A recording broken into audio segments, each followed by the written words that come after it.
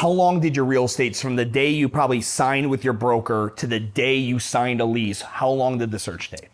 So we videoed some of this too. I mean, he was there with me, and it was probably 6 months before I found this building, signed the LOI, and then there's probably 6 months of negotiation to get this going. I thought once I signed the LOI, I was like, oh, in a month we can start this shit. We're good.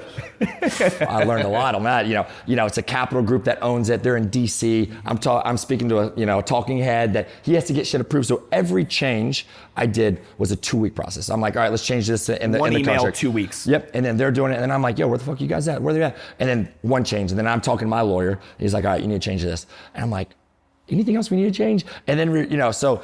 Learned a lot, The red lines never end. Yeah, so that, and it was back and forth. And then literally it became to a point where we're like, are we gonna fucking do this? And then I was like, look, all hands on deck meeting, get everyone that is the decision makers. We're making a deal today. We gotta fucking figure this out, because if not, this is a waste of time. And because they were being very stubborn on some shit, and at the time, and still now, the landlords have a lot of control. I said, people want to get in buildings, so they're like, nah, we'll wait. Yeah. And and I had that. I had an LOI signed, which I'm glad, things worked out.